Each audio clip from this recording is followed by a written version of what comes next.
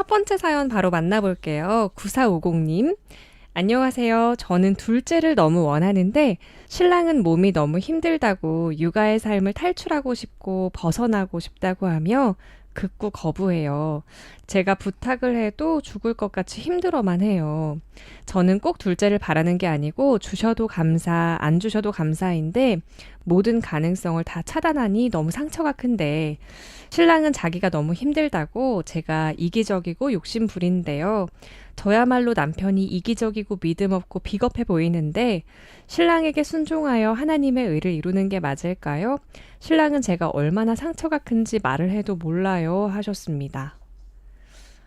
네, 이 사연 보면서 제가 어떤 이야기를 하기 전에 네. 제가 보통 어떻게 상담을 하는지를 같이 공유를 좀 하는 게 좋겠다는 생각이 문득 들더라고요. 그래서 예. 그 얘기를 조금 길지 몰라도 해보도록 하겠습니다. 여러분들도 이래저래 상담할 기회가 있잖아요. 누구에게 조언을 하기도 하고 도움을 주기도 할 때 지금 제가 쓰는 방식들을 한번 이렇게 비슷하게 써보시면 도움이 되지 않을까 싶어서 이 얘기를 공유를 합니다. 되게 그 사연을 전해주시는 분이 갖고 있는 생각이 있는데 그 생각이 편협하지는 않아도 자기의 생각 때문에 좁아져 있는 건 사실이에요. 그래서 문제의 해답을 그 좁은 입장에서 찾으려고 하는 경우들이 많거든요. 네. 우리가 기도도 비슷하게 해요. 하나님 이것을 할까요? 저것을 할까요? 그러니까 본인의 입장에서는 두 가지밖에 없는 거예요. 그런데 사실은 3사도 있거든요. 네. 그런데 본인이 기도하면서 벌써 모든 선택의 퇴로를 아, 이거 아니면 저거로 막아요. 그렇네요. 그래서 되게 이렇게 사연을 전해주실 때 들으면서 그가 생각하는 몇 가지 관점 외에도 다른 관점이 있다라는 생각을 좀 해보는 게 좋고요. 예. 그리고 상대에 대해서 어떤 관점을 할 때 그 상대는 또 어떤 입장일까를 역으로 생각을 해보는 거예요. 그러다 보면 몇 가지 조언을 할 것들이 생깁니다. 지금 같은 경우에도 보면 남편에 대한 굉장한 원망이 있어요. 그리고 자기가 그것으로 인해서 상처를 받았는데 그 상처를 전달을 해도 상대방이 알아듣지를 못한다는 생각이 듭니다. 그래서 이 부분에 대해서는 누구나 이렇게 들으면서 그러냐 참 답답하겠다 이렇게 위로하고픈 마음이 드실 거예요. 그래서 같은 심정으로 저도 위로를 드리면서 동시에 그 남편의 입장에서 무조건 틀린 게 아니라면 어떤 관점일까를 이렇게 돌아보는 거죠. 네. 근데 돌아보니까 이런 부분이 보여요. 남편은 몸이 너무 힘들다. 육아의 삶을 탈출하고 싶다. 그러면 이 육아의 분담이 어느 정도로 됐길래 남편은 이 육아의 삶을 탈출하고 싶은 건가? 궁금하네요. 네. 어떻게 보면 둘째를 갖기 싫은 게 아니라 그가 둘째를 생기면서 갖는 어떤 부담을 미리 예고하는 게 있잖아요. 네. 그러면 그 예고는 되게 이 첫째를 갖고 나서 나타난 어떤 경험 때문에 나타나는 거거든요. 그러면은 첫째를 태어나서 육아를 하는 와중에 두 사람의 오해나 그런 부분이 있는지를 또 생각을 해볼 필요가 있어요. 지금 남편은 자기가 너무 힘들다. 너가 이기적이고 욕심부린다. 이렇게 얘기를 한다는 거죠. 예. 그래서 그 부분에 대해서 상처가 되지만 남편 입장에서는 그 부분이 또 본인의 온당함 때문에 전달하는 부분이 있거든요. 그러면 이 부분을 통해서 그 사연 주신 분이 내가 실은 이기적이구나를 공감해야 돼요. 근데 이게 공감이 안 되면 남편한테도 우리 둘째를 갖자라는 부분을 남편을 공감시킬 수가 없어요. 또 이게 육아의 문제만은 아니라는 거죠. 네. 되게 우리가 어떤 표현을 해서 서로 아주 갈등 어리게 다툴 때에는 첨예한 문제 때문에 다투지만 그 첨예한 문제 외에도 주변의 상황들을 거기에 결부해서 이야기를 하다 보니까 그게 더 첨예해지는 거거든요. 네. 그래서 다른 부분들이 좀 해소가 되면 그 첨예한 것들이 어느 순간 이렇게 날카로움이 사라져요. 그래서 지금 보면 이게 육아나 둘째의 문제가 아닐 수도 있어요. 두 사람의 관계의 문제일 수도 있거든요. 그래서 그 부분을 고려하다 보면 내가 이런 부분에 있어서 내가 정말 이기적이고 욕심부린다라는 것들이 약간 남편의 입장과 공감되는 부분으로 자기가 깨달음이 있어야 돼요. 그래서, 조금이라도. 네. 그래서 변화는 항상 자기로부터 출발합니다. 상대가 먼저 변하는 게 아니고 내가 먼저 변하다 보면 상대방도 내가 이 부분에 대해서 내가 너무 이렇게만 생각했구나. 나도 이거를 좀 바꿔야겠다라고 자기 양보가 생기고 결과적으로는 둘째를 갖게 되기도 하고 이러거든요. 그래서 지금 이 둘째를 갖느냐 안 갖느냐 이 부분에 초점을 맞추기보다 우리 두 사람의 어떤 교감이나 공유나 이런 것들이 뭔가 조금 틀어진 게 없는지를 생각해 보는 게 우선일 거라고 생각합니다. 1454님, 안녕하세요. 늘 듣기만 하다가 오늘 여유가 좀 생겨서 처음 남겨봅니다. 19개월 된 사랑스러운 아들을 키우고 있는 엄마입니다. 제게 요즘 큰 고민은 이유 없이 화가 나거나 무기력하고 우울하다가 짜증이 나고 기분이 자꾸 왔다 갔다 하는데 가정 보육 중인 아이에게 영향이 갈까 노심초사하면서도 스스로 조절이 어렵습니다. 어릴 적 부모님께 받은 상처들로 내면의 아이를 다루는 상담을 어느 정도 받았어서 이전보다 훨씬 좋아지곤 했지만 여전히 대물림에 대한 불안적 애착에 대한 불안이 있어요. 남편과의 관계도 안정적이 아니라서 하나님께 소망을 두고자 하는 마음은 너무 가득한데 현실은 참 벅차네요. 어디서부터 어떻게 다져나가야 할지 조언 부탁드립니다. 하셨어요.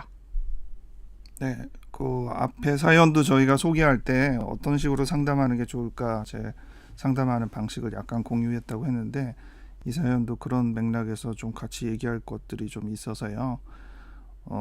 이렇게 얘기하면 굉장히 좀 길어 보이기도 하고 여러 가지인 것처럼 보이잖아요. 네. 읽고 막상 보니까 여러 가지는 아니긴 하네요. 근데 그래요. 처음에 들을 때는 막 이 얘기도 하고 뭐 19개월 아들 얘기도 하고 또 뭐 남편 얘기도 하고 또 부모 얘기도 하고 상담받았던 얘기도 하고 하니까 네. 이것들을 이렇게 종합적으로 듣는 귀가 충분치 않은 분들은 얘기 듣다가 정신이 하나도 없을 때가 있죠. 뭐 여러 가지를 한꺼번에 얘기하는 네. 느낌이 들 수도 네. 있는데 그리고 그 듣는 사람만이 아니라 말하는 사람도 정신이 없을 때도 있거든요. 그래서 예. 이 얘기도 하고 저 얘기도 하고 왜냐하면 마음이 불안하다가 보면 이 얘기 저 얘기 이제 하게 되니까 그럴 때 돕는 거는 어떻게 보면 무엇이 핵심이거나 무엇이 먼저 다룰 일인가를 이야기를 나누는 거예요. 네. 이 모든 부분에 대해서 다 어떤 종합적인 답을 주려고 하지 마시고 우리가 어차피 지금 모든 걸 한꺼번에 다 해결할 수는 없고 뭘 먼저 할까 내지는 무엇이 제일 중요할까 이것을 같이 얘기해보는 시간을 갖는 거죠. 네.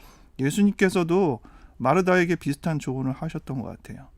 마르다가 막 음식 준비할 때 음식 준비라는 한 가지이긴 하지만 얼마나 정신이 없겠어요. 그쵸. 게다가 이제 예수님 오셨지.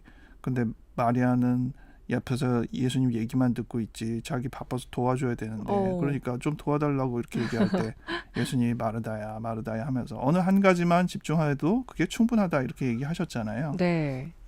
이거 좀 딴 얘기인데 저는 마리아가 미워요. 마르다 심정이 이해가 가요. 우리 입장에서는 사실 그렇잖아요. 네. 예수님이 그렇게 말씀하신 게 의외다 싶을 정도로. 네. 네. 근데 전체적으로 제가 이 말씀 가지고 설교도 하지만 예수님이 정말 마르다보다 마리아가 훌륭해서 그렇게 하신 게 아니라 네. 마르다의 훌륭함을 충분히 인정하셨기 때문에 그렇게 말씀하시는 거라는 것을 네. 나중에 말씀 분석하시면서 조금 더 이해하시면 좋을 것 같아요. 그렇군요. 이 부분도 똑같아요. 만약 이런 상황이 있는데 마리아 같은 한 사람이 나타나면 열받습니다. 그렇죠. 정신없고 한참 힘들게 하는데 본인을 뭔가 이렇게 자극 주는 어떤 한 요소가 마리아처럼 딱 튀어나오면 쟤 좀 어떻게 좀 해주세요라고 원망하고 싶을 정도로 그 모든 그 원망의 그 투영이 그쪽으로 쭉 가요. 근데 지금 이분한테 그렇게 마리아처럼 투영될 수 있는 대상이 바로 아들이에요. 그런 거군요. 본인이 지금 19개월 된 사랑스러운 아들이라고 그랬거든요. 그러니까 굉장히 이뻐하고 좋은 아들이긴 한데 지금 이렇게 내가 복잡할 때 내 감정이 지금 투영될 수 있는 가장 쉬운 통로란 말이에요.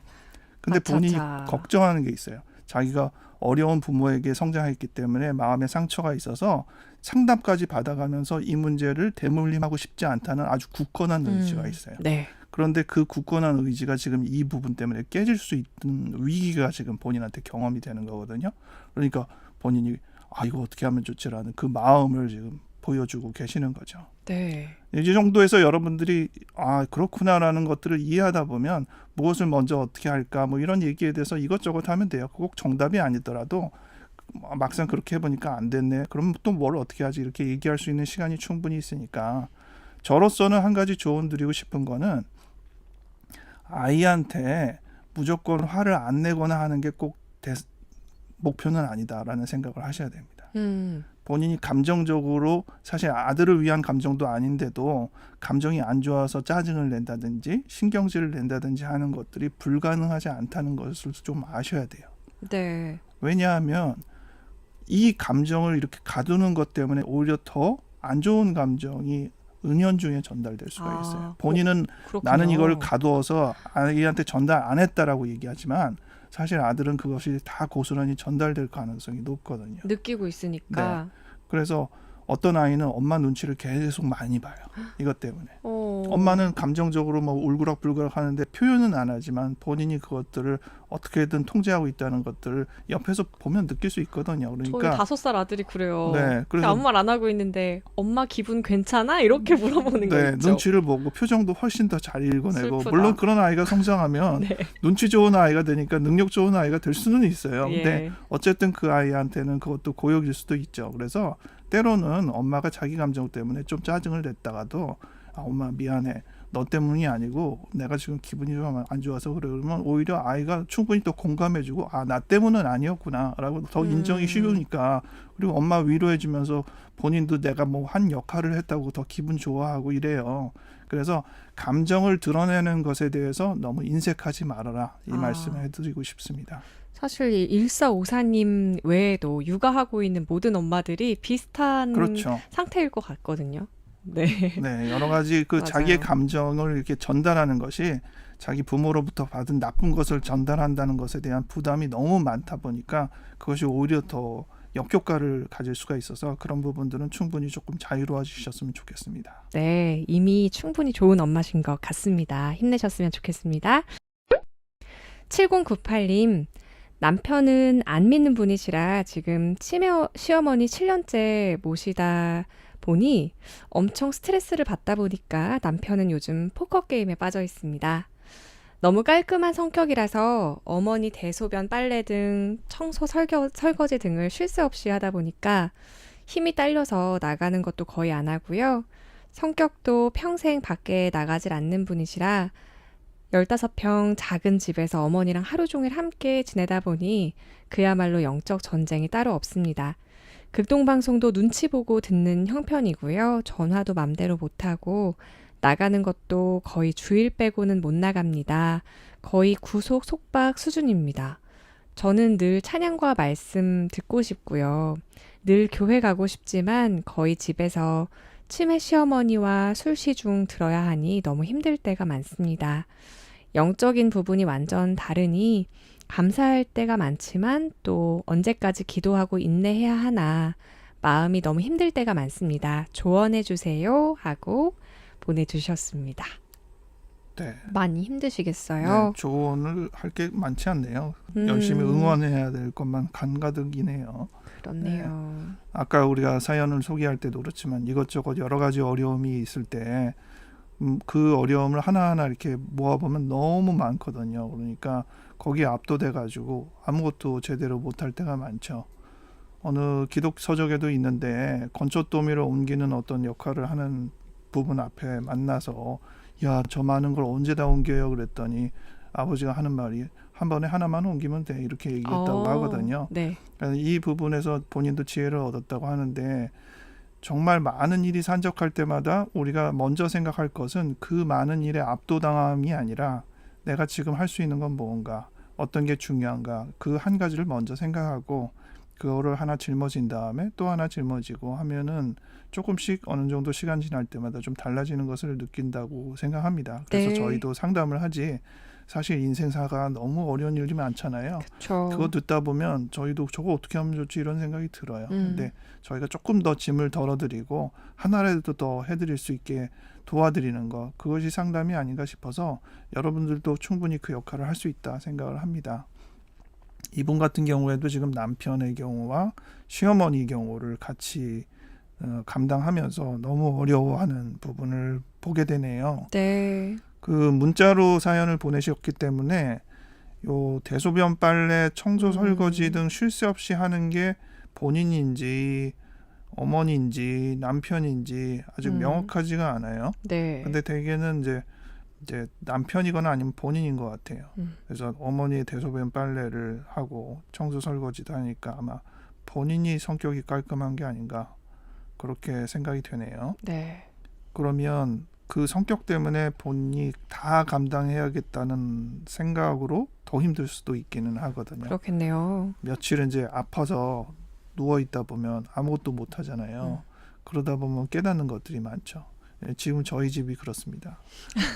그래요? 저희 아내가 다리를 다쳐가지고 아이고. 기부스를 했거든요. 예. 그러니까 그가 하던 일이 모든 것들이 중단이 돼 있어요. 아, 그래서 이제 그가 하던 일들을 그가라고 표현하니까 좀 이상한데 저희 이제 가족들이 감당하고 있거든요. 소중함을 느끼시는 네, 해보니까 시간이겠네요. 이야, 와. 제가 이제 부인한테 그 얘기하면 막 웃죠. 자기는 그거를 몇십 년 동안 해왔다고. 어, 이거 끝나면 다음에 또 이게 있고 이거 맞아요. 끝나면 또 이게 티도 안 있고 나고. 네. 뭐 버리면 그다음 빨래 있고 빨래 끝나면 또 뭐 있고. 근데 지금처럼 이분도 거의 그렇게 모든 상황에서 억눌려서 지내는 어떤 느낌이 있을 텐데 입장 바꿔서 생각해 보면 부인은 그런 와중에도 뭔가 그 사이사이에서 행복이 있고 즐거움이 있으니까 그 어려움에도 불구하고 그걸 감당하는 거잖아요. 네. 이분도 이 많은 일을 줄이는 것보다 더 필요한 거는 그 사이사이에서 그래도 느낄 수 있는 행복이에요.